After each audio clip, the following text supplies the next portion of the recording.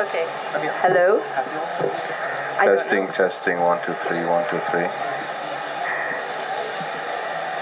Should we get our panel started then? Yeah. Pineapple. Do the pineapple thing again just to make sure. Yeah. Pineapple. Do it again, louder. Pineapple. No, I can't hear it. Pineapple. Pineapple. Mine is louder than yours. You're the bass. You're like...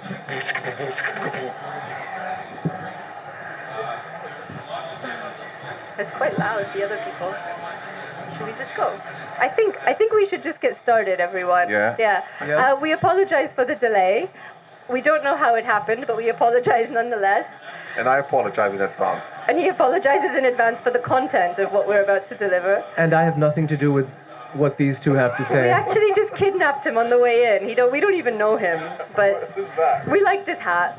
So if I could arrest him. So just to briefly introduce ourselves and our panel, today we'll be talking about, the name of our panel is The Doors of Perception, discussing a number of themes that are interrelated, from perception of the material world, so questions of aesthetics, art, beauty, to perceptions of the immaterial world, so extrasensory perception, the realm of dreams, visions, and how or whether we can access the unseen, and what exactly that means. And I have with me two experts in accessing the unseen and in extrasensory perception, who are here to tell us about their experiences. Just to briefly introduce myself, my name is Nur Sobers-Khan. I'm now a professor at Habib University, as are my two colleagues, Dr. Francisco Zé Luis and Dr. Waleed Ziad. I think I'll let Francisco start. He can tell us a bit about his experiences with the unreal. Well, as an academic, I'm more. My function really is to look at what other people have written about the subject. So you have no first-hand experience. Well, I'm bound to secrecy on the subject, unfortunately. But actually, secrecy is one of these actually very important themes in these living mystical traditions. There's a very strong emphasis in those authentic traditions to actually, keep these, when you have these experiences, like not to get like too overexcited, because the thing is this, it's actually a very common problem. There's a technical term for it in Persian called iltibas, where people who are actually untrained, right, who don't have a proper philosophical background, a proper intellectual background, or who lack a proper training in the Sharia, right, get these mystical experiences, and then they start thinking they're special. And then, of course, they have interpreters who tell them they're special, and then will benefit from it. Yeah. And that's how cults basically, happen. So a proper spiritual master will, someone comes to his master and is like, oh, I had, this and this experience, and the master will be like, all right, go clean the toilet, or go get some tea or whatever. And what would be the reason for that? Sorry? What is the reason? Well, the thing is, keep humility, right? You have to have a very strong sense of humility, and also a great deal of, you need to have the ability to make fun of yourself. Which, as you know, I pretty much enjoy, but So Waleed, you have some experience, I think, of these systems that allow you to access the unseen through your study and perhaps practice of Naqshbandi spiritual practices. So if you perhaps would like to speak a bit about that and those systems. Again, I can talk about third-hand experience, and I was actually planning to speak a little bit at length about this. So please. if you don't mind, I may just walk into a monologue, and this may be sort of the most sober part of the discussion that is about to happen.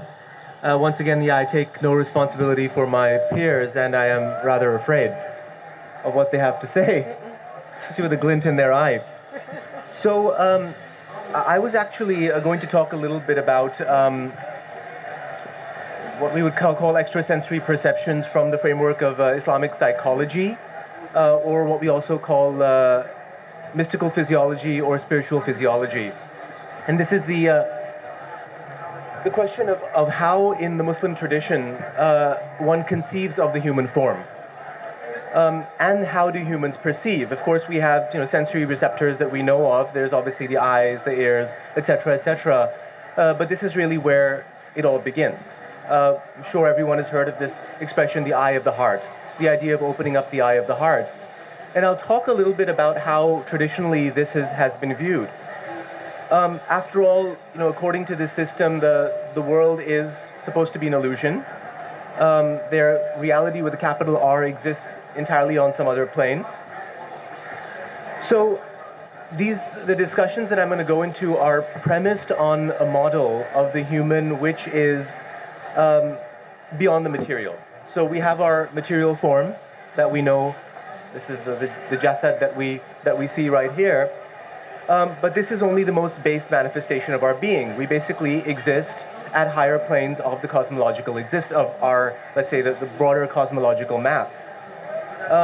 So the pre-moderns actually recognize that this is what makes humans special.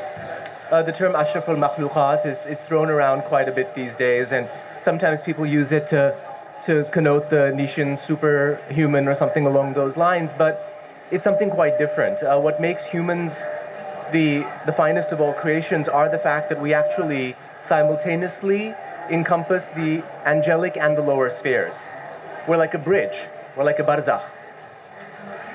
So there are these two traditions that we constantly hear, and it's the very tension between these two traditions that is at the core of the sciences that I'm about to talk about. And Nur, do cut me off when you have to. No, keep going. It's really interesting. The first is we are closer to him than his jugular vein. In other words, God is really within us, right? We've all heard of that. The other is the Mosaic tradition.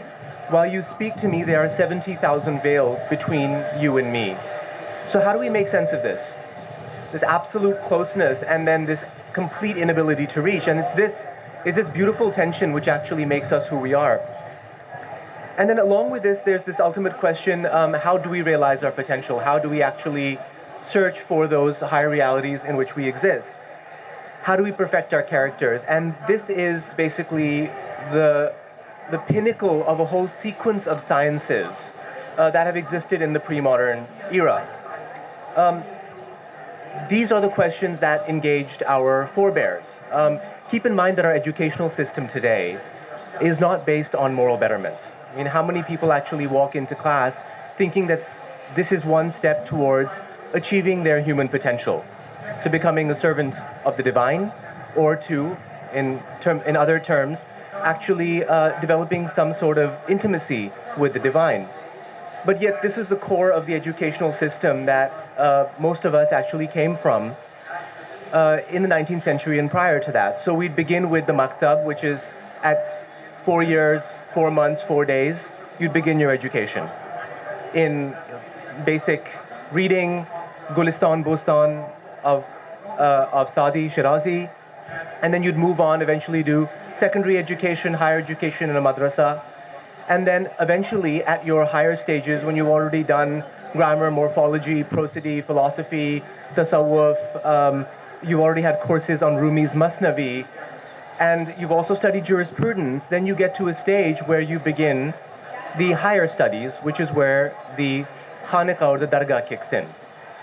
In other words, you've already mastered the Sharia, and then you're ready for this particular, to begin the third, which is the search for esoteric knowledge.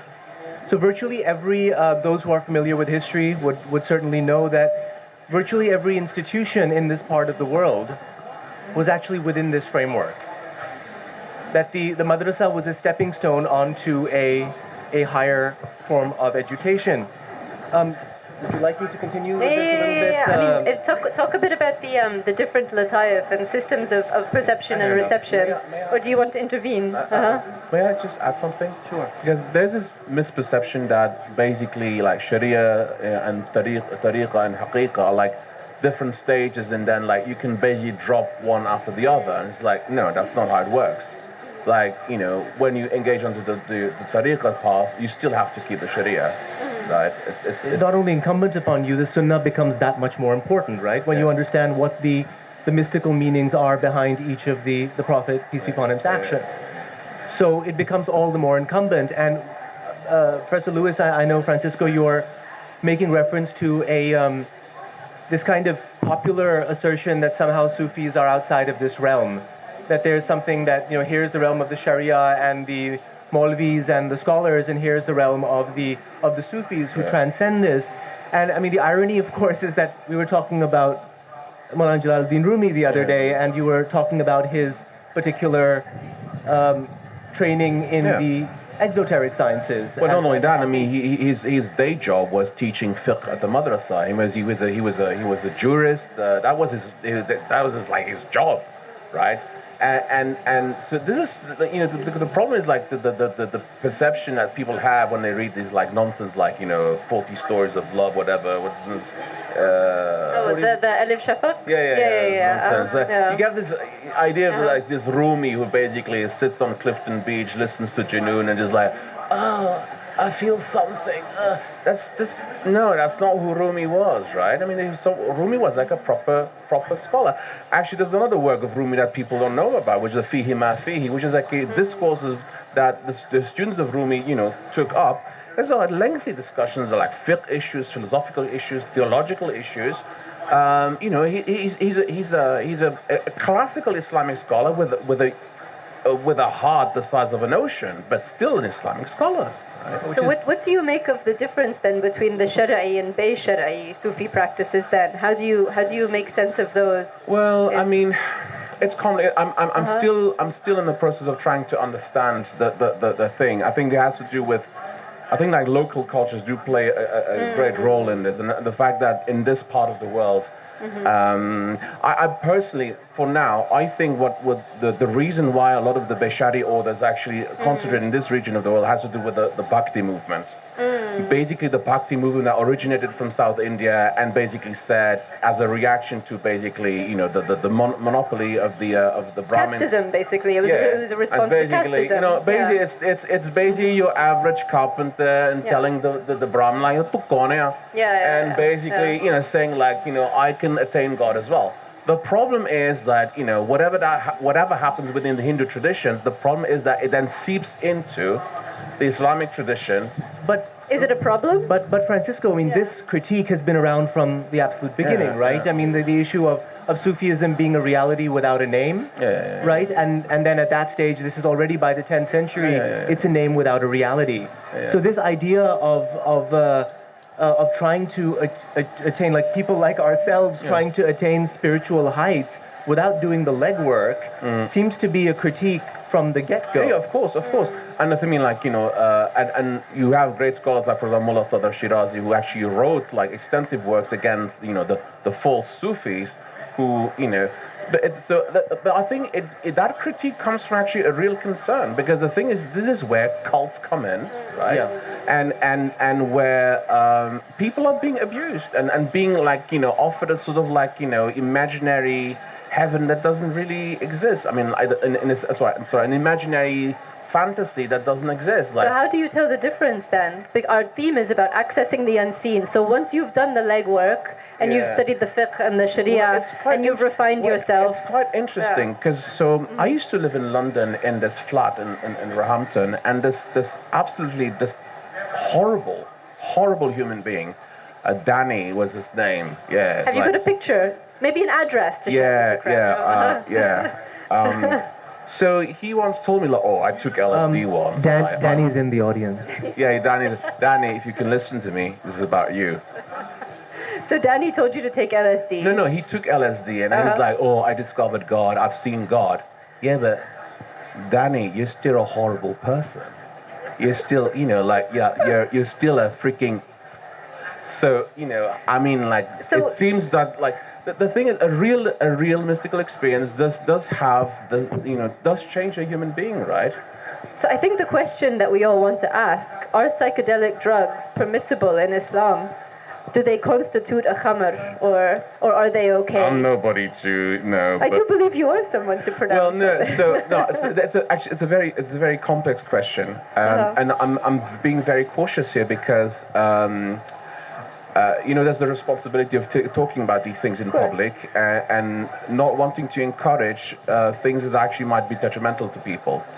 But there are circles amongst the jurists, so I'm not talking about some Junoon listening sort of guys. We apologize to any fans of Junoon in the audience. Yeah. They're getting a rough ride today,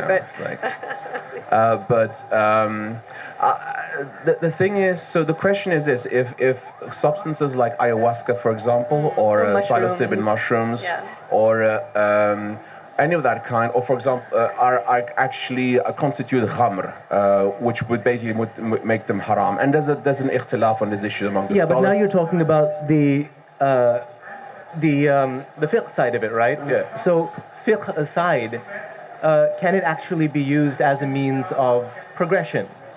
Well, here's very interesting. So there's a plant that actually is mentioned in Hadith literature, Harmala, and it does have psychedelic. Properties. There's hadiths that say, for example, the person who drinks the tea from this plant for 40 days, rivers of light would pour out of his heart. So there is an indication that there is in early Islam, at least, that it's very possible that these things existed in a very controlled sort of way. In spiritual practice, in 40 days, it's very clearly, in a sort of, it's meant for a specific spiritual practice. But then again, there's a context to it where you have a master who guides you, and of course, you're still bound by the Sharia. You can't just. And there's and of course the Harmala does not have the same effects than, it doesn't. I mean, you still retain the faculties of the intellect. You can still distinguish the difference between good and evil. You're not drunk. I mean, so it's just there's an expansion of consciousness that takes place. Now, so the question is what do you make of these things? And of course, because of colonialism and other phenomena, and within the ulama as well, a lot of things were forgotten as well. So it's we need to rediscover these things and really have a proper adult conversation about these things, and also see the advantages of these things in terms of mental health. Because it's now proven that, for example, the NHS has been funding a study for the last 3 years on basically the use of psilocybin mushrooms in treating depression, with wonderful results. And also, the thing is, mushrooms cannot be used as a recreational drug. They're not supposed to be used that way. So there are encouraging signs. There is, amongst 12 Shias in Iran, there's one faqih who actually authorized the controlled use of entheogenic substances like ayahuasca and psilocybin mushrooms. But at the same time, he does forbid opium and cannabis. But ayahuasca and mushrooms are according to him, in a controlled context with someone who knows what they're doing. For therapeutic purposes, yes. Because it's, according to him, after a 15-page report that was done for him, specially, by people who actually, know the medical and scientific aspect of all that. So he concluded it does not constitute a khamr. It's not an intoxicating substance. So it's time will tell, but So just a question for Waleed, going back to we've talked a bit about how one begins to expand one's consciousness, whether it's through ayahuasca, mandated use of ayahuasca for therapeutic purposes, or through this refinement of the self, through a very strict education in fiqh and sharia. Once you get to the point of being able to expand your consciousness, what is it that you're perceiving? Oh my goodness. Okay, so there's a small question. A small question. So there's an enormous amount of literature on this. If you read Shah Waliullah Dahlawi or Sheikh Ahmad Sirhindi, these are almost like encyclopedic works which actually walk you through these type of experiences. So I've done a little bit of work on teachers' handbooks. So what would actually happen is that once you achieve, let's say, your higher education within any given madrasa in Bukhara, in Peshawar, in Kabul, or certainly in interior Sindh, then you you'd begin your higher stages, then you'd actually work very closely with the teacher, who would then actually watch you very, very closely. And what normally happens is that at the point in which you enter into discipleship, the teacher actually, before even you begin any of the experiences or certainly paying attention to any of the unveilings, the teacher actually micromanages your life, works on your character, working on envy, jealousy, greed, lust, and all of these various things, and will actually make sure that you are living a balanced life. Like, what are your relationship with your family like? What is your relationship with your friends? Are you doing your work well? And when you're at a stage when you are stable, or someone who is not creating trouble in their environment, then you actually begin the path. What's really remarkable is that, and by the way, again, we're not talking about things that are on the edges of of society, like kind of cabals. We're talking about, this is mainstream ulama world, in which almost every single faqih, every single jurist in the 19th century would also be a practicing Sufi. This is something which a lot of people here don't understand, because let's say you are a phenomenal grammarian, or you are a phenomenal jurist, but you haven't quite fixed what's going on inside, then your judgment is going to be flawed. So you are expected to actually be not just practicing, many times you'd be expected to teach. So this ends up becoming an extremely, extremely well-developed science, and the greatest minds from Al-Ghazali, Alauddin Simnani, Ibn Arabi, of course, I mentioned Sheikh Ahmed Sirhindi, have volumes and volumes on how to actually do this, and then also how to work with their own disciples to then train others. And you get these phenomenal manuals from, in fact, most madrasas, classical madrasas. I'm not talking about the sort of the 20th century phenomenon.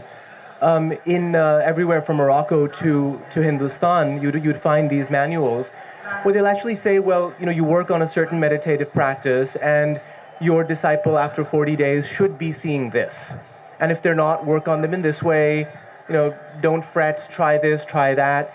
I have a phenomenal sequence of letters in the late 18th, early 19th century between this great sheikh from Peshawar and his disciple, who was the king of Bukhara. And the king actually took this stuff really seriously. He practiced 3-4 hours a day. In fact, he taught Sira and he taught fiqh during the day, and then he would govern and then have do what kings do, and then spend a big chunk of his evening on this. And he actually got the ijazah to teach others. And you get to see this really intimate relationship between this teacher, who's getting sometimes very frustrated with his student, who's this king, who'll write him a letter and say that I'm trying to train my students, but they're having trouble doing this and that. And then sometimes he'll tell his student off and he'll say, I don't care if you're the king, you're not doing your homework.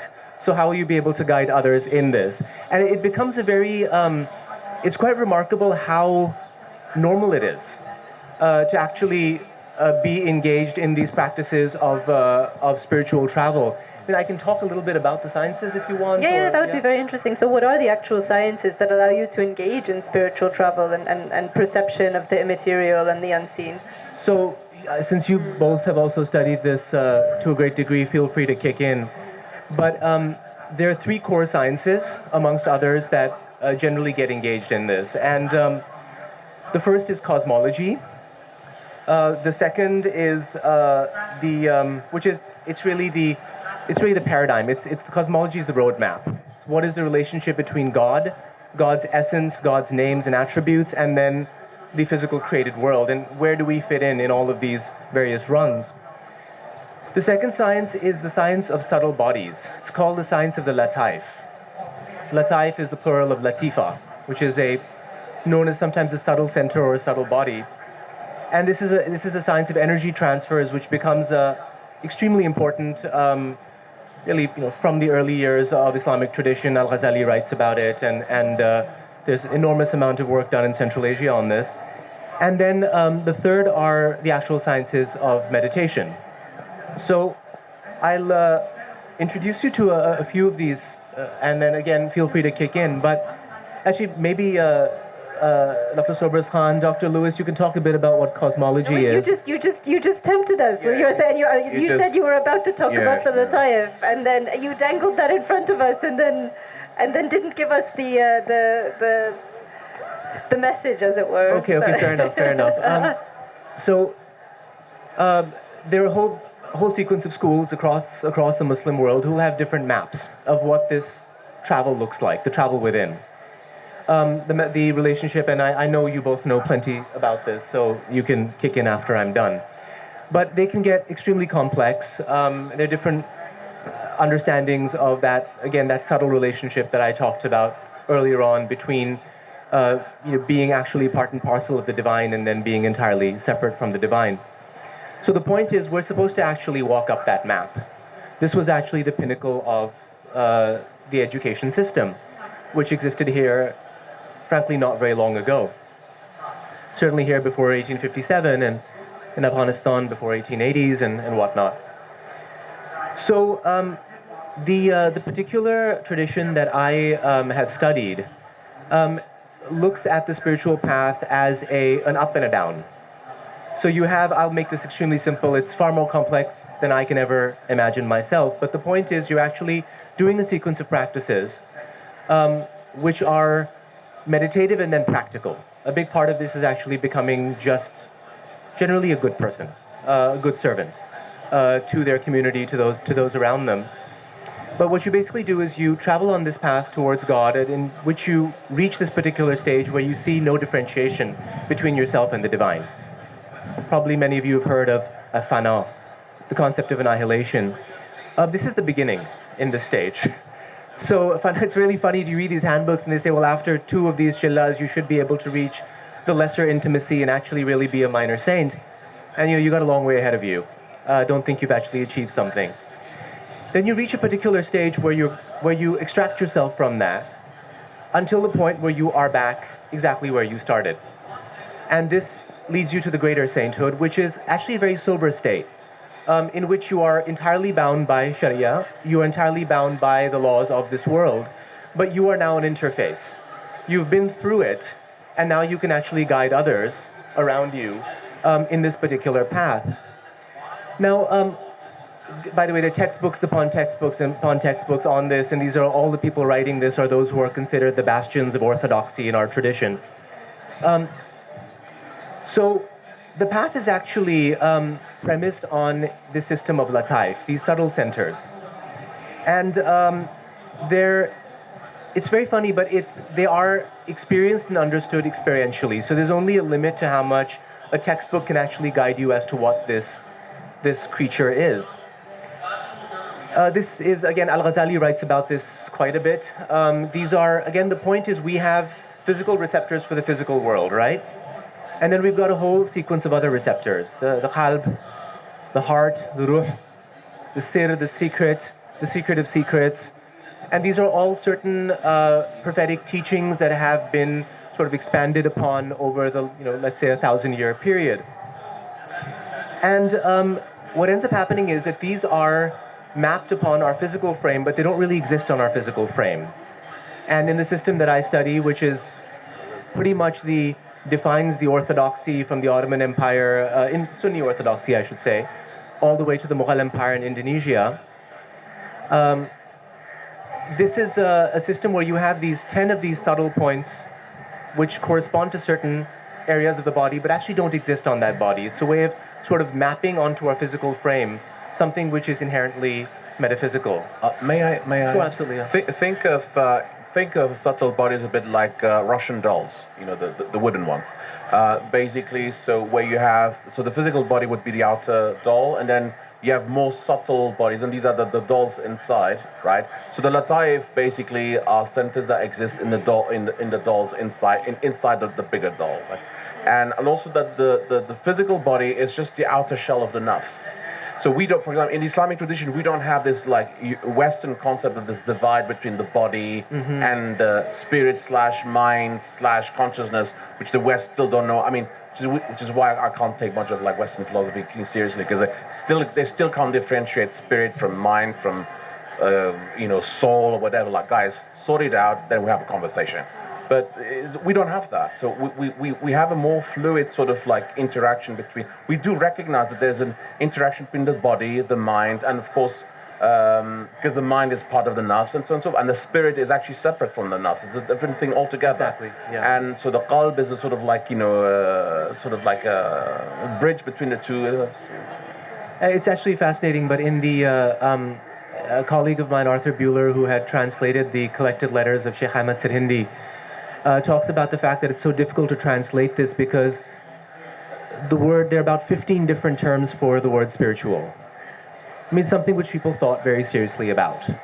And it's remarkable, but I'm sitting in front of students here talking about ruh.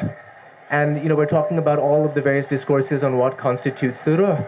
And the student gets rather upset with me and says that, you can't talk about this. Mutashabihat, these are the things that are beyond our I said, virtually every major scholar has written on this. And then I asked the student, how do you translate it? And they say, well, it's the soul. I was like, you're just translating it into English. Let's try to get into, let's try to actually dissect this based on scriptural traditions and then based on, of course, all of the sort of the 1,000-year tradition that comes after that. And of course, another point is that in the pre-modern world, there was not so much insecurity and fear within the Muslim world. Muslim scholars saw themselves as heirs, not just to the Greek philosophical tradition, but to the Buddhist tradition. There's actually a moment that I write about in my work in Western China. For 150 years, Western China was ruled by these Naqshbandi Sufi sheikhs.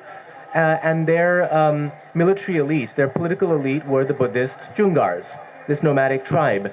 So you can imagine the amount of exchange that's actually going on in all of these places. Today, of course, people get freaked out when they see something that they can't make sense of, as opposed to understanding how it can interface with the world that we understand. So as I mentioned earlier on, the Latifa, each is associated with a specific color. And each one is connected to a particular source of divine energy, which emanates from a different stage in the cosmological structure. So imagine that your eyes are closed your entire life, and then someone teaches you how to open up your eyes, and imagine that world that actually comes through. And this is basically what these sciences taught. So, for example, you have the akhfa, the most hidden latifa, which receives divine energy through the bridge between God's essence and creation. And each latifa is mediated by a particular prophet. There's a certain prophetic energy which goes along with each of these subtle centers. And then there are very practical parts of this. If you're working on the spirit, the ruh, subtle center, it helps develop patience and prevents anger. So there's day-to-day manifestations of this. And of course, what's remarkable is, like, if you take the 18th century, whether Bukhara, whether Delhi, or because, a lot of people I talk about this, say, oh, this is something which must be just in the subcontinent. There's no way it can exist in the core of the Muslim world. Yeah, it does. It absolutely does. The same debates are going on in Cairo. The same debates are going on in Baghdad. The same debates are actually happening in the Ottoman court. Virtually every Ottoman emperor is practicing the sciences that I'm actually discussing, or some variation thereof. Yeah, so if you're interested, there's a very beautiful Turkish series at the moment about Abdülhamid II. It's called Paytaht, and Abdülhamid II is actually presented as a pious Sufi who practices dhikr, and like all of the people who grew up in the Sufi tradition also practices manual work as a carpenter, right? That was completely normal. What did you make of the Yunus Emre series, however? Oh, I loved it. I'm watching at the moment. Love it. Like, I have to convince this guy to watch it. To watch the Yunus Emre series. Well, don't worry. They paid us to promote these series. Yeah, absolutely. We'll get Turkish Delight as Yunus Emre and what was the other one? Paytaht. Paytaht, yeah. Watch them on TRT 3. The Queen of Winter came and said, Francisco, would you like some Turkish Delight? I was like, yes. So Lataif. So there's so I was talking about how great it is that there are all of these really intense debates going on about the kind of debates that are going on today about the height of this and the height of that and whatnot. And you go into scholarly debates in the 18th century, and it literally is about experiential as well as textual on really the best ways to achieve certain stations, certain maqam. And really what is the fastest way to do it. And there are these phenomenal sort of back and forth about some who believe it should be done a certain way, some who believe it should be done another way. Now, the Naqshbandiya who I study, they don't believe that in meditative practices that are vocal. They wouldn't, for example, use music. And in this day and age, you'll talk about the problem with music being, people are like, just it's haram, period, stop. And you look at the discourses on music in the pre-modern world, and even those who are opposed to its use, and it is such a technical discourse, which actually understands the very nature of the soul and the impact it actually has. And again, in the school which I have been studying, not personally, but as an academic, I really don't know how this really works. It's rather interesting, but they believe that the silent meditative practices actually are far more efficacious. You're supposed to imprint God's name upon your heart, which is much harder to do, but it's supposed to be a far more sort of beneficial way of doing this. And many are rather opposed to all of the great unveilings and the sort of the visions that often accompany this, and ask one to be very quiet about the visions, because the visions can take you away from the actual path, which is in many ways quite practical. It's really to be a better, just a better guy. Why did so many Sufi, famous Sufi masters record their visions, and write accounts of them? Well, I think it's, first of all, it's expenditure and knowledge, and secondly, you need to be able to guide so there's sort of diagnostic manuals on the spiritual path. These are how to put that. These are explorers into the other realm of realms, because the Quran says samawati wal ard, like the heavens and the earth. And there's a necessity to have these manuals in order to guide students, and also, by the way, in order to have a comparison, to compare yourself with the other master says, am I going astray? Because the thing is also the shayateen can also inspire fake states of ecstasy. That does also exist. And that's why there's a need for a very subtle and complex science of psychology. By the way, what you spoke about, this whole idea of the prophetic energies within us, this all, of course, comes back in the Jungian archetypes. And proof of that is, for example, that the successor of Carl Gustav Jung at the Erronal circles was none other than Henri Corbin, who's the great specialist of Iranian Islam and Sufism, and who wrote specifically of the relationship between Sufism and the Jungian archetypes.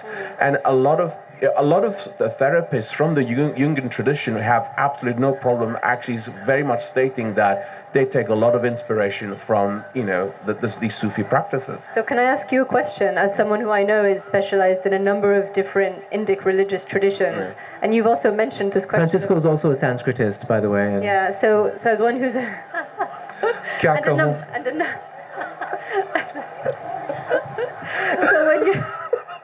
and you both mentioned Buddhism as well, right? And I know that in your work there's a lot of overlap with Tantric Buddhism, between Naqshbandi practices and Tantric Buddhism, and I know that, and you'll probably be able to elaborate on this as well. But so we've talked a bit about expanding one's consciousness, accessing the unseen, refining the self. You've talked a bit about Western traditions as well. Are all of these rivers leading to the same ocean, or are they rivers leading in other directions? Well, the question of parallelism. Yeah, exactly. I'm extremely cautious about this because, I used to be a perennialist once, and then I grew up and became an adult. We all went through that phase. Yeah, then I became an adult. The thing is that. Of course, we have to ask the question of truth, and I think it's a question that we have to leave from some other time. I think from the vantage point of the Islamic orthodoxy, for example, and of course the what its vision is of Buddhism, and especially of the Buddha, we do have, for example, very beautiful hadith by Imam Jafar al-Sadiq alayhi salam about the Buddha, as the Buddha being a hakim, a wise man, just like Luqman. And so, and that is why, for example, 17th century, scholars from the Isfahan school, like Mir Fernandereski, for example, had absolutely who were teachers at the Hawza, at the seminary, who had no problems studying Hindu and Buddhist texts. We for example, we have his Persian translation of extracts from the Yoga Vasishta, that is actually one of the most important texts of the yogic tradition, and he himself was actually involved in meditative practice. And that was because also he was part of the Wahhabi order. But what happens at that time, and that's really interesting, is they're asking themselves the question, well, what we call the lata'if, is that the same thing as the chakras in the Indic tradition? And so, for example, in Iran, especially amongst the Nimatulais of, it was a Sufi order, an Iranian Sufi order that I was part of for a time. There is actually the belief that the Indian, the Indic tradition of the chakras, so these subtle bodies that go all along the spinal cord, not the physical one, of course, are actually, are comparable to the lata'if.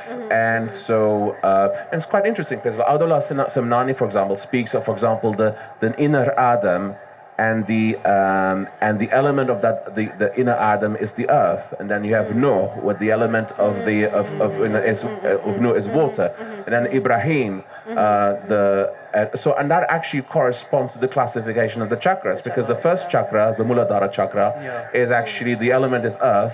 Then the Visuddhara chakra, which is actually at the level of the genitals, is actually the element is water, and then you have the one at the level of the navel, which is the element is fire, and so on and so forth. So it so there's this really attempt to basically try to fit things together, because. And here's the thing, and again it goes back to humility. These scholars, when they engaged with Indian religions, they didn't just say like, hey, this is pagan nonsense. They didn't. They was like, well, okay. Well, the truth, the Haqiqa Muhammadiyya is the light through, with which God basically created the entire universe. If someone in the Indic tradition says something that is true, then these are traces of the Haqiqa Muhammadiyya, and of course, they have to be brought back to their origin, but they also need to be acknowledged. And I will only, for example, remind you that, for example, one of the greatest arifa of the 12 Shi'i tradition, Allama Tabatabai rahmatullah alayh, used to, apart from his,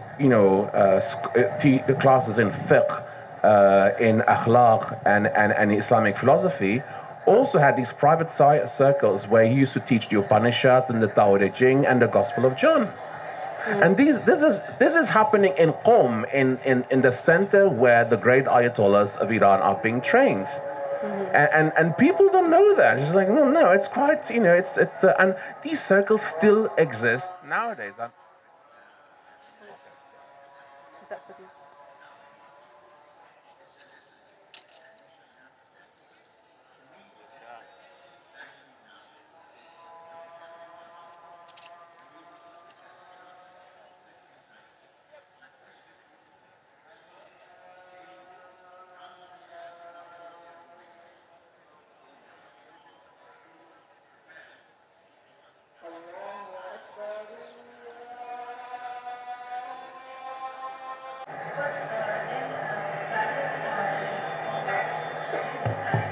Yeah, we're speaking.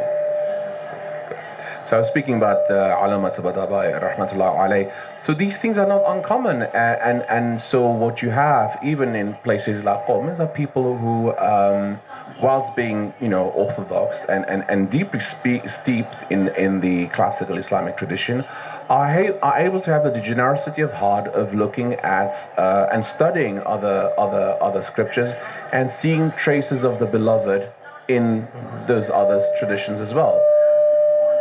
Yes, and this is, I think, a trait that a lot of people forget, or just assume one has to be sort of like hardcore leftist liberal. No, it's like go to Qom. Everyone can be open-minded, actually. Yeah, exactly. Yeah. Not just people. But yeah, and you have those, and it's very And again, it goes back to this humility, and I keep insisting on this, because without it, there's no spiritual progress. And not taking yourself too seriously. Yeah, which. And on that note, we should probably open for questions from the audience. We've got a roaming microphone here. If anyone has any burning questions. Thank you. Thank you so much, Francisco Lewis, ma'am Nur Sobers-Khan, and Waleed Ziad for the informative session. Any questions you guys have, you can ask. Please raise your hand. I just wanted to ask, earlier in the talk you used the term Sharia quite loosely. What exactly do you mean by that? Because that's really a point of contention in this part of the world. Which one of us? All of us? Yeah. All of us have something to say, and she's the scholar of fiqh. How do we mean it? We certainly don't mean it in the way that it's used today. There's no such thing as Sharia law. Those who have taken classes with us will know that Sharia law, the very same Sharia law that several people in our current world are asking to be implemented, was built by Warren Hastings in the late 18th century. True historical fact. There is no codified body of law called the Sharia. Now, what it is, I'm going to hand it over. Well, we do have fiqh. Yeah, I was about to say we have fiqh. Fiqh actually exists. And thing is, fiqh is a very subtle, it's a fascinatingly very subtle science, and which demands a constant effort and also constant reevaluation. It's also a case per case thing as well. You need to take care of the context. So it's not like European law at all. Like where it's like it's not universalizing either. It accommodates a lot of difference and variation as well. Absolutely. So that's what we mean. You need to put in very practical terms. If you engage onto the spiritual path, you should know Kitab al-Tahara, Kitab al-Salat, Kitab al-Sawm. You should be well versed in fiqh, basically. Yeah, you should know what the subtleties and of the ritual purity, know if you've done the prayers properly or not. And for example, I don't know, if you're praying Salatul Dhuhr and you have a doubt about your prayer in the third rakat, what do? You need to know these things, and there's a science about it. There's fiqh. And these are guidelines and signposts, right? Because especially in the realm of the unseen, there's plenty of room for abuse, and that is, of course, we have 1,000 years of work on what happens when it's actually abused. So one part is that it's simply not for everyone. For everyone is basic behavior, which does come under. Fiqh governs part of it, akhlaq governs part of it, adab governs part of it. And then, once you actually have that in order and you're treading upon an extremely, extremely dangerous path, then you have to understand the signposts that can actually give you that strength to be able to navigate through this. Yeah, and that was the discussion of Shara'i and Bay-Shara'i Sufi practices, right? Ones that fall within the realm of fiqh and ones that fall sort of beyond, right? If that helps clarify that, okay. Yeah, exactly. Meaning beyond or without. Yeah.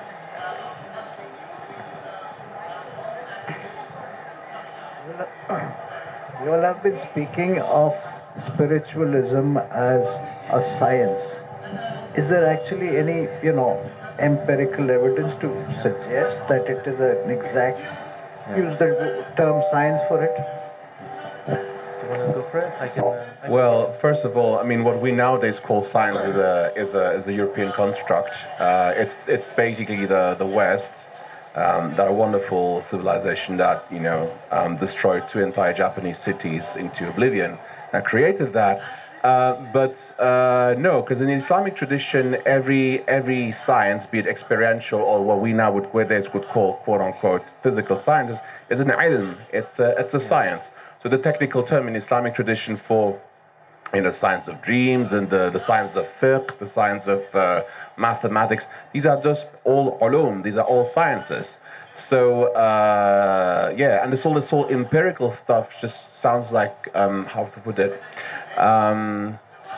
it's a European construct. It would never cross the mind of anyone to actually put in the same category the sciences of the unseen and basically the science that deal with basically the material world. Because first of all, the material world is of course a shadow of light. It's the less real of all of the worlds. It's sort of like the sewer of the universe. It's whereas the higher levels actually far more real. So that's first of all, and that's why there's that, of course. And secondly, it's just a matter of like just basically good sense, which is that imagine someone who's never, how to say, imagine someone living on an island who does not know about scuba diving and basically has never seen any fish, and then someone tells him like there's fish out there in the sea. He's like, well, do you have any evidence for it? And well, just come with me and like let's dive under the water, and then but that requires me to do the experience. Like, yeah, that's how you discover it. Like like personal experience. And yes, the other problem with the empirical science is that we're doing all of this with our senses, and as we know from even from Western philosophy, there's a huge problem with trusting our senses. I mean, how do we even know that all of this is not an illusion either? So it's extremely problematic, these conversations. One of the big problems we need to solve once and for all is actually clean our minds from the rubbish we've been like forced down our throats by the colonizers. I mean, I would say the purpose of this panel was to explore conceptual frameworks that move beyond the empirical scientist framework of needing a sort of an empirical basis for any kind of conceptual framework. But sometimes the unseen does come in ravagingly beautiful, very empirical forms. The unseen. Are you referring to mushrooms again? No. I'm talking about 1917 in Fatima in Portugal, the miracle of the sun. Visions and miracles. Well, when 100,000 people see the sun turning around itself, when the leading atheist newspaper in the country say, "Hey, I saw the sun dance in the sky." I have no explanation for it, but it did happen. Although we Muslims tend to think that it wasn't the Virgin Mary who appeared. She is named Fatima. Well, it's very strange. The city is so the village is called... Why don't you talk about this? Because it's a it's very, very interesting. So the village is called Fatima, and this lady appears to these three children, and she never says, "I'm the Virgin Mary." She just says, "I'm the Lady of the Rosary," or as we would say, the Lady of the Tasbih. Now, regular Portuguese people, after a while, they're like, "Oh, it must be the Virgin Mary." And then... Francisco's Portuguese, by the way. He's just taking a pot shot at his own people.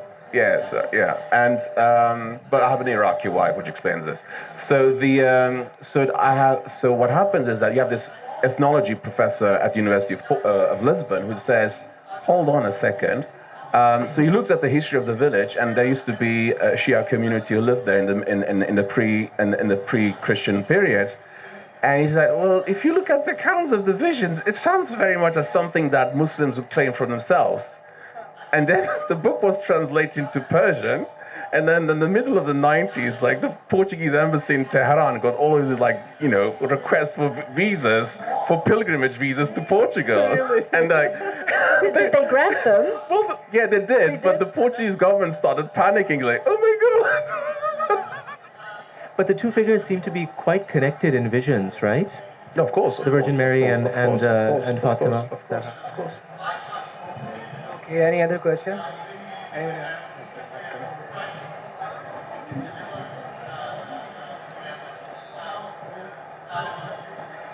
I have two questions regarding the history. If there's a difference between Sharia and fiqh, so the four Sufi imams, did they practice Sharia or did they practice fiqh? First question. Sorry, I didn't understand it. Did the four imams, Sunni imams, Abu Hanifa and all, did they practice fiqh? Did they practice Sharia? Fiqh is part of the Sharia, right? The Sharia is the path, right? Fiqh is jurisprudence. Fiqh is what you do with your body, meaning with your, in terms of your interaction with God, in terms of prayer, with yourself, of course, in terms of purification, and also your interaction with other people, right? So the four madhahib, although originally were five with the Zahiri school, so that's what fiqh is all about. It's how our interactions with the world around us basically regulated. Fiqh is part of Sharia, but the Sharia has other elements like akhlaq, for example, and so on and so forth. Some would argue that tasawwuf actually comes under the rubric of Sharia. Oh no, it absolutely does. And actually, Imam Laqani, one of the great classical Azhari scholars of the classical Sunni tradition, who wrote the Jawhar al-Tawheed, which was a book that was read from Morocco to Indonesia, very clearly states it's wajib, in order to be an orthodox Sunni, to be one of the members of the four madhahib in terms of fiqh, and to follow Abu Qasim Junaid al-Baghdadi, meaning to follow the Sufi path in terms of the purification of the self. There's no such thing as Sunni orthodoxy without Sufism. And that wasn't me inventing that. That's the classical scholars stating that. And there's a whole range of the greatest scholars in the Sunni tradition were all part of some sort of Sufi network. And actually the consensus of the ulama is, if you can't find a teacher, then stick to the Ihya of the book of Imam Ghazali. If you can't find a bona fide Shaykh. Yeah. Second question. Yeah. Where did this division come from? When you study the life of Holy Prophet and the Caliph and the companions, you can see the Sufistic aspects over there. Very clear. You don't have to go for in-depth studies. But where has this division come from and why? Which divisions? The division where people started saying that Sufi is not a part of Islam. Please, oh my goodness, this is it's a really, really important question. We need another panel, I think. Yeah, we need another panel for this question. And lemonade. Yeah. And room temperature water. And sparkling water. So a lot of this has to do with, I hate to put all the blame on colonialism. It's not, it takes two hands to clap, right? A lot of this has to do with the materialism of the 19th century and colonialism, that there were certain sciences that were given precedence over other sciences, let's say by the colonial masters, which tended to be those that somehow fed into the Industrial Revolution, right? I mean, I can give you many answers. This is one of the answers. So anything that wasn't really tangible, anything that could not easily map on to what is happening, let's say in Manchester or Birmingham, something that would not eventually be able to produce, a cotton shirt, was kind of put down. So bit by bit, people became ashamed of being associated with something which kind of was put on the same level as witchcraft and you know how today you talk to, especially, say, English-speaking Pakistanis about tasawwuf, and within 5 minutes the conversation is about jinns, within 10 minutes it's about witches, within 15 minutes about something else, because everything that people can't touch was all reduced to like, here's the realm of the unseen, and it's fun, and whatever. So it wasn't taken seriously. And there's another side to this, that a lot of, there's an understanding that Sufi is peaceful and loving and all of this. I mean, of course, there are people who like exude peace, but also human beings. If one is attacked, you fight back. And obviously, everything is preferable to, nothing is preferable to peace. But some of the major anti-colonial movements, whether it's Imam Shamil in Dagestan, whether, my God, there's so many here, even in 1857, the Akhund of Swat, the 1860s, they came from Sufi networks. And one of the reasons was that when the invading armies would come in, the mobilization could be done really, really fast, because the networks were so strong. They went from what I study is from, let's say, Khyber Pakhtunkhwa all the way to actually Siberia in the 19th century. So you could mobilize very fast, and it was understood that these were dangerous because the allegiance was to the teacher, the allegiance was not even to the state. You wouldn't go against the state. It's not an anti-state ideology. Tasawwuf doesn't work like that. You stay within the law of the land. But the point is that it existed at a plane that was very difficult to control and was seen as extremely dangerous. So you have all of these reports of these groups called the frontier fanatics, these trials that occur in the 1850s, 1860s called the Wahhabi trials. They actually weren't Wahhabi. Most of them were Sufis. So bit by bit, the major institutions were broken. And the way that it was actually done, I mean, I can go into this at length. In Sindh, it was absolutely brilliant the way it was done, because within one generation, the whole system broke. And there were like 4 or 5 really. One of the things, for example, I'm sorry, I'm going on a bit long with this, but one of the things that ends up happening in Sindh is after Napier takes over, there's a lot of these Sufi institutions, which were also teaching fiqh and also teaching the other sciences, they were upheld with charitable endowments, awqaf. Awqaf were not the state property, they were property of the institution. So what the commissioner's office does is that they basically say that anyone who wants to resume their waqfs, or sort of continue their waqfs, has to come and pay homage to the commissioner at the court. And then basically we'll give you your land back. So a lot of people didn't want to do that, so they actually lost their financial backing. And then another rule was that the waqf would, instead of being passed on to another mutawalli, another person who was honest and reliable and able to take on the institution, it was going to be the law of primogeniture.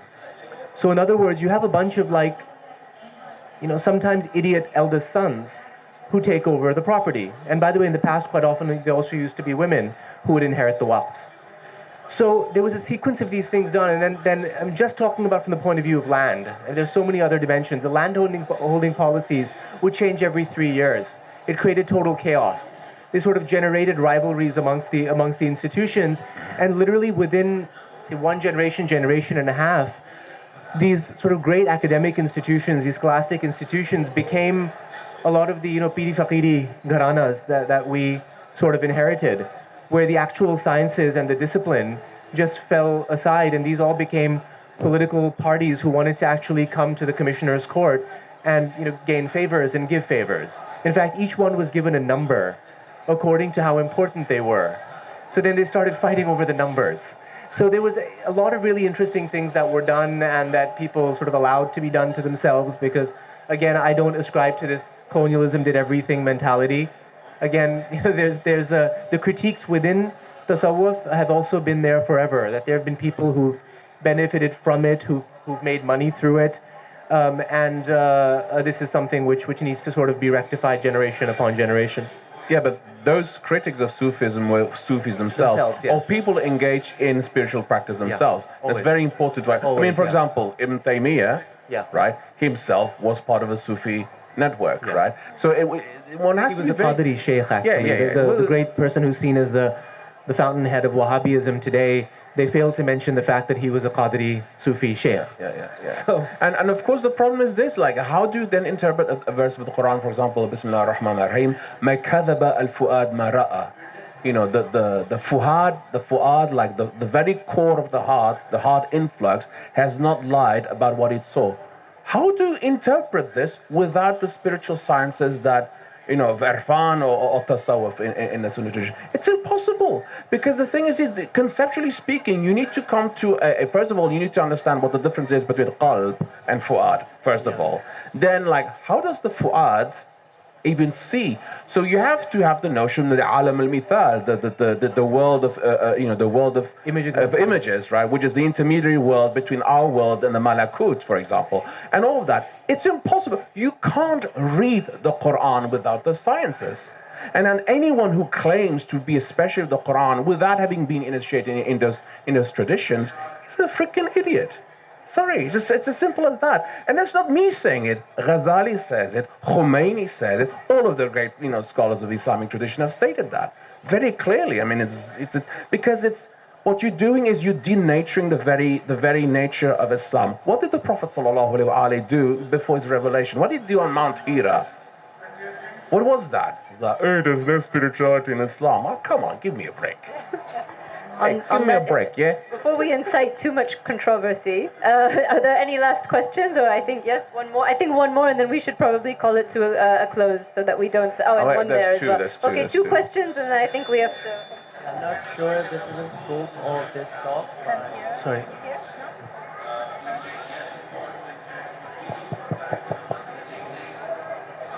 I'm not sure if this is in scope. I can't hear anything. Yeah, sorry. ये सुना नहीं दे रहा है.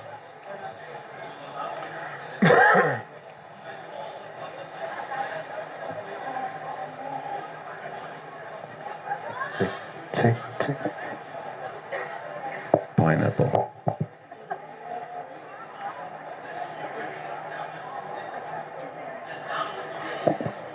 I'm not sure if this question is in scope of this talk, but I would like to know if Islam says anything.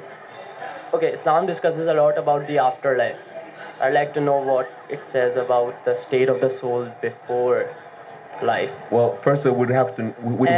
And I'd also like to know from the perspective of 12-hour Shia Islam, what do the 14 infallibles have anything to say regarding this? Okay, about the soul. Yes, before it's manifested in the material world. Suggest some works. Sorry? And suggest some books. Well, first of all, I would like to invite Islam to talk about it. Let me cut you on this one. Because here's the thing. We, in 14 centuries of Islamic scholarship, we have never, none of our scholars said like, Islam says that. This is what I'm trying to tell you is that we have to learn as Muslims to free ourselves of this European way of looking at religion. As like, Islam says this, Christianity says that. No, first of all, we don't have that. All of our works, we first of all, we say, قال رسول الله, قال الله في كتابه, for example. God says, or the Prophet sallallahu alaihi wasallam says. It's very important. There's no such thing as a sort of abstract construct, known as Islam that basically has a mind of its own. Because Islam itself was a very. That's why I mentioned. I know, but I'm just taking the opportunity to make that point because, for everyone to go home and actually think about it, because the problem is we are looking at our own tradition through white people's eyes, and it's about time we basically get rid of that and read these books on basically should be read. Now, so about the soul. Yeah, about the soul, the state of the soul before it's put into our bodies or whatever you. It's very complex. If you're going to talk about the 12-hour tradition, because there seems to be some variations in that, but there's the idea that Allah subhanahu wa ta'ala gathered the souls before even the world was created and asked Allah to be Rabbikum. And he's quite interesting. Alam al-Majlisi in his Miratul Uqul says that this is proof first of two things. First of all, that there's a thing called consciousness, shu'ur. Secondly, that shu'ur has freedom of choice. Because you can't ask a question that has yes or no without giving the creature the possibility of freedom of choice. And this in terms of, rights, and so it's very important. Secondly, and of course there's other questions that are being asked. There's another, so in the Shia tradition, of course, there's the question of the wilaya of Amir Mu'mineen alayhi salam, Ali ibn Abi Talib, to which only a minority of people reply yes. And then Allah subhanahu wa ta'ala then creates creates the ruh, creates the ruh and the qalb, and the bodies of the people. And what's quite interesting is that the badan refers to both the nafs and the physical body, as in the physical body is like the outer peel of the nafs. And that's quite interesting because there's no when it's, how would we put it? The word nafs is not used here when in the creation, when using the clay. What's quite interesting is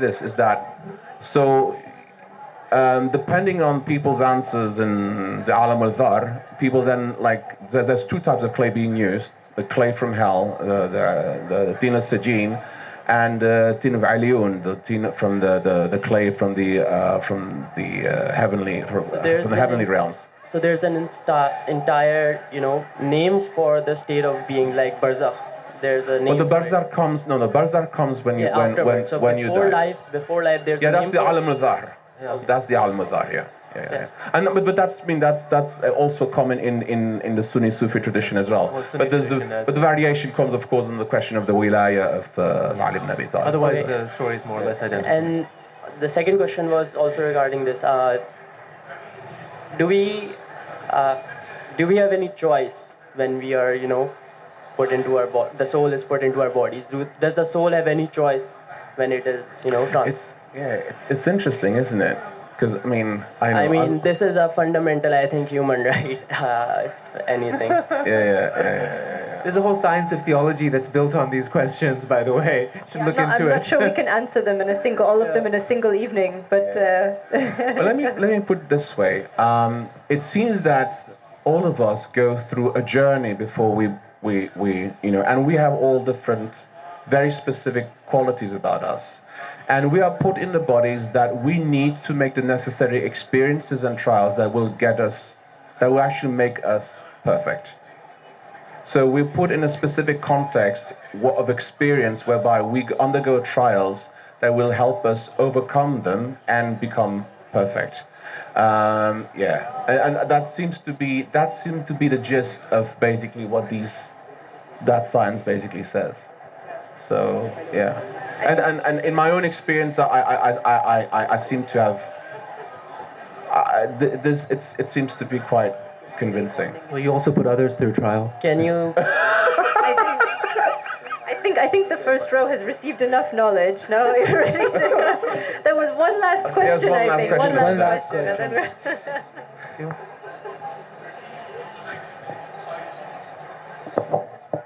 Assalamu alaikum. Next song. Earlier you mentioned about the traditions here, how they messed up the tradition, Sufi traditions here in Sindh. Here in Sindh, we have these three traditions we had. We had the Qadriya Silsila, we had the Naqshbandiya, then we had Buddhism, and then we have the Sufi Iranian Shiism here. And Sohrawardiya is also. Sohrawardiya as well, but we then had the Shia, but Sufi version of Shiism here. This is how the Sindhi tradition is all about. Over here, we never had an issue of a follower of his murshid being a Sunni, a Shia, a Qadriya, anything, even a non-Muslim. Of course. We have Sufi traditions such as Udairulal. Of course. Muslims argue that he was a Muslim, Sheikh Tahir, whereas Hindus argue he was Udairulal. Same goes to Qalandar Shahbaz. It was actually a Shiv temple, and all the traditions followed over there. Shivistan, yeah. Shivistan, exactly. We, as the people of this region, we never had an issue of knowing the sect or religion of that saint. Why, out of nowhere, these things are mattering now? Is it important to know what they were, or that doesn't mean? Because when I was growing up, I have a very mixed background. Then when I was growing up in London, I was going through universal Sufism as well. So for me, these things don't matter. And same as with Sindhi tradition. Why now these things matter? Why knowing the sect of my murshid or his religion matters? These things don't matter. And my question also is, does this thing matter? Is it important to know? I mean, it's a brilliant point that you've made. And there's something quite remarkable about Sindh, because I did a lot of my work from across Uzbekistan, Afghanistan, Peshawar Valley, and Sindh. And it actually wasn't until my fieldwork took me to Sindh that I actually was able to make sense of what the pre-modern Muslim world would have looked like. And it's quite remarkable. I just brought in two let's say, ustads of mine. And in fact, the four of us had traveled around the province. And it's very funny, they had very much the same reaction. That there's something actually here which is preserved, and what you're talking about is something actually very subtle that a lot of people don't get. On one hand, okay, you've got differentiators because you've got different schools. I went to this university, we've got different pedagogies. But these aren't identitarian, right? They're by nature not identitarian. And so what you're talking about in terms of these shrines having multiple identities, and what you're talking about that the murids coming from also across the Sunni Shia barrier and certainly from Islam and well beyond. This is something you'd actually find in the vast majority of the Muslim world again, not so long ago. And I guess I know that my colleagues will have a lot to say about this, but a lot of this has to do with the identitarianization of faith. The fact that what otherwise would be a different pedagogy gets rewritten as an identity. And to me, I think that this is what we call insecurity. I mean, this is when we can't appreciate that there may be multiple pedagogies. There may be something that totally breaks my system and my way of understanding the world. So and I think it also, there's these, sin in many ways because of the fact that I think that the Talpurs had so much foresight as to prevent anyone from the outside from coming in very early on, and then also very lucky that it got placed in this category of backwater.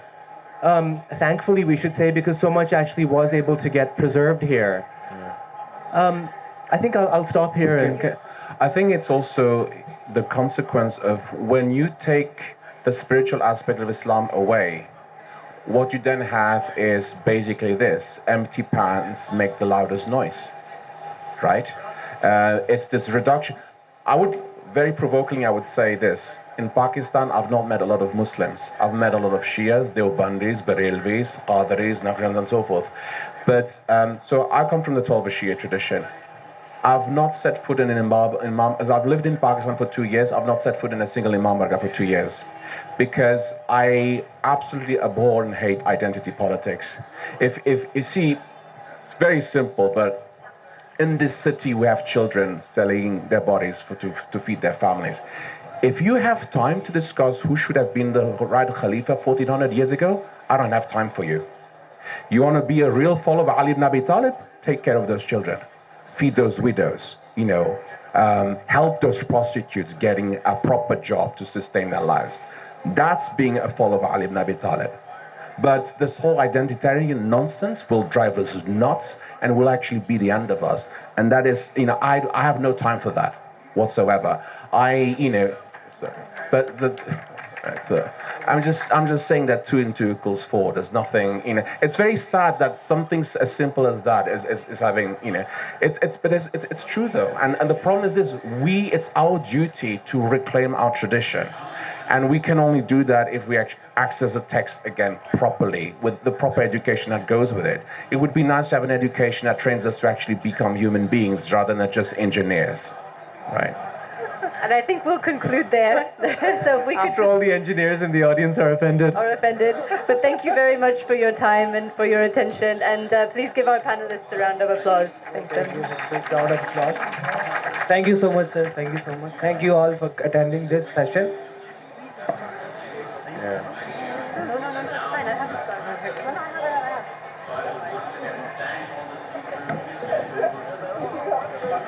have.